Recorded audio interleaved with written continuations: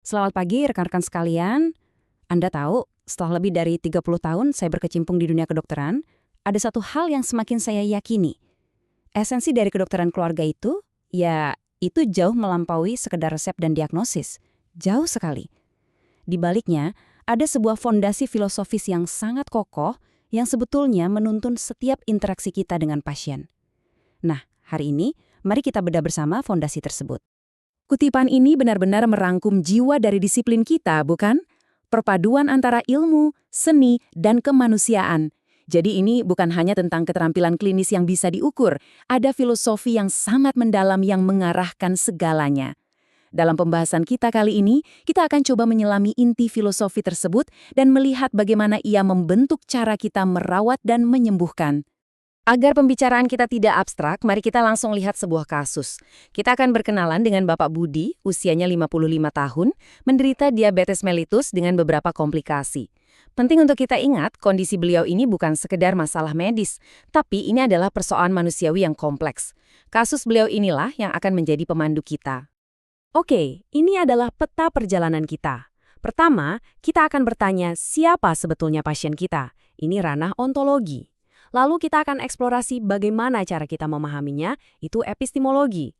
Setelah itu kita akan bahas mengapa kita melakukan semua ini, nah itu aksiologi. Terakhir, kita akan menyatukan semuanya dalam kasus Bapak Budi sebelum kita menarik kesimpulan. Kita mulai dari pilar filosofis yang pertama, ontologi. Ini memaksa kita untuk berhenti sejenak dan mengajukan pertanyaan yang paling fundamental dalam praktek kedokteran.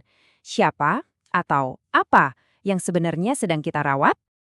Pertanyaan ini mungkin terdengar abstrak ya, tapi jawabannya sangat praktis. Apakah pasien itu hanya sekumpulan gejala? Atau sebuah label penyakit misalnya kasus DM tipe 2? Ontologi menantang kita untuk melihat lebih jauh dari itu. Ini tentang upaya memahami siapa sebenarnya individu yang ada di hadapan kita. Secara definisi, ya, ontologi adalah studi tentang hakikat keberadaan. Bagi kita di dunia kesehatan, objek kajiannya adalah manusia seutuhnya, bukan cuma biologis, tapi juga psikologis, sosial, dan bahkan spiritualnya. Jadi, inilah kerangka untuk melihat pasien kita secara utuh, baik saat mereka sehat maupun saat mereka sakit. Nah, coba perhatikan, mandala kesehatan ini mengilustrasikan pandangan ontologis tadi dengan sangat baik. Ini menunjukkan bahwa Bapak Budi itu bukan sekedar angka gula darahnya, sama sekali bukan. Beliau adalah seorang individu di pusat ekosistemnya, ada jiwanya, pikirannya, keluarganya, pekerjaannya, komunitas, budaya, dan bahkan keyakinan spiritualnya. Semua ini adalah bagian dari siapa Bapak Budi, dan semua ini mempengaruhi kesehatannya. Baik, setelah kita memahami siapa pasien kita, pilar kedua, yaitu epistemologi, mengajukan pertanyaan lanjutan. Bagaimana cara kita bisa benar-benar tahu dan memperoleh pengetahuan yang valid tentang mereka? Logis kan? Kalau Bapak Budi itu lebih dari sekedar penyakitnya, maka pengetahuan kita tentang beliau juga harus lebih dari sekedar hasil laboratorium. Nah, epistemologi inilah yang menyediakan metode terstruktur untuk kita bisa mengumpulkan informasi secara holistik. Pertanyaannya adalah, bagaimana kita bisa benar-benar tahu? Jadi, epistemologi itu pada dasarnya adalah teori tentang pengetahuan. Anggap saja ini sebagai perangkat atau toolkit kita untuk membangun pemahaman klinis yang bisa diandalkan. Mulai dari anamnesis, pemeriksaan fisik, sampai bukti-bukti ilmiah termutakhir. Inilah kerangka kerja kita untuk mengetahui. Dan inilah beberapa alat epistemologis kita dalam praktek. Prinsip-prinsip ini seperti pelayanan yang berorientasi pada pasien atau pendekatan holistik, ini semua bukan sekedar slogan. Ini adalah metode yang sistematis. Dengan benar-benar mendengarkan pasien, dengan melihat gambaran besarnya, kita akan memperoleh pengetahuan yang jauh lebih dalam tentang situasi kompleks yang dihadapi Bapak Budi. Sekarang kita sampai pada pilar terakhir yang menyatukan semuanya. Aksiologi. Jadi, jika ontologi bertanya apa dan epistemologi bertanya bagaimana, maka aksiologi bertanya mengapa. Apa nilai dan tujuan yang memandu semua tindakan kita? Dan ini adalah intinya. Setiap keputusan klinis yang kita ambil, mulai dari resep obat sampai nasihat gaya hidup, semuanya dipandu oleh nilai. Aksiologi memaksa kita untuk bertanya pada diri sendiri, nilai apa yang mendasari tindakan saya? Dan pada akhirnya, untuk apa semua pengetahuan ini kita kumpulkan? Aksiologi adalah studi tentang nilai. Dalam profesi kita, ini adalah tentang etika dan tujuan.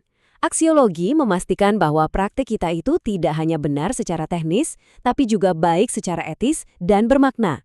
Pada akhirnya, ini tentang menggunakan ilmu kita untuk kesejahteraan pasien. Secara praktis, aksiologi adalah kompas moral kita. Untuk Bapak Budi, ini berarti tujuan kita bukan cuma menormalkan gula darahnya. Tentu tidak. Tujuannya adalah untuk meningkatkan kualitas hidupnya sesuai dengan nilai-nilai dan pilihannya sendiri. Ini tentang menghormati otonomi beliau sebagai manusia. Baik, sekarang mari kita satukan ketiga pilar ini. Kita akan lihat bagaimana kerangka ontologi, epistemologi, dan aksiologi ini bisa kita terapkan secara langsung pada kasus Bapak Budi. Tabel ini menunjukkan perbedaannya dengan sangat jelas ya. Pendekatan biomedis murni akan fokus pada parameter biologis, gula darah, fungsi ginjal, resep obat, titik. Tapi dengan lensa kedokteran keluarga, gambaran menjadi jauh lebih kaya. Kita tidak pernah mengabaikan data biomedis, tentu tidak. Justru, kita mengintegrasikannya dengan konteks kehidupan Bapak Budi seutuhnya. Nah, beginilah filosofi itu menjadi tindakan nyata. Langkah pertama, kita lakukan diagnosis holistik, memetakan seluruh faktor biopsikososial Bapak Budi. Ini adalah aplikasi dari ontologi. Kedua, kita kumpulkan data secara komprehensif, bahkan melibatkan keluarganya. Ini epistemologi dalam praktek. Ketiga, kita membuat rencana manajemen bersama pasien, menghargai nilai-nilainya. Inilah aksiologi. Dan terakhir, tentu saja, memberdayakan mereka melalui edukasi yang berkelanjutan. Kita sudah melihat bagaimana ketiga pilar filosofi ini membentuk praktek klinis kita. Sekarang, mari kita tarik benang merahnya. Apa makna semua ini bagi kita dalam praktek sehari-hari? Jadi, pesan utamanya adalah ini. Filsafat kedokteran keluarga bukanlah sebuah konsep abstrak atau beban teoretis, sama sekali bukan. Ia adalah sebuah alat, sebuah lensa praktis yang mempertajam pandangan kita. Ia mengubah cara kita melihat pasien, memperdalam cara kita memahami mereka, dan pada akhirnya memperkaya cara kita merawat mereka. Saya ingin menutup pembahasan kita dengan sebuah refleksi untuk Anda bawa pulang. Saat Anda bertemu pasien Anda berikutnya hari ini atau besok, coba tanyakan pada diri sendiri pertanyaan filosofis mana yang akan Anda bawa.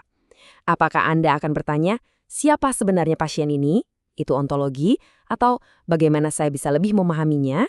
Itu epistemologi, atau apa tujuan tertinggi dari perawatan yang saya berikan ini? Itu aksiologi. Coba renungkan. Terima kasih.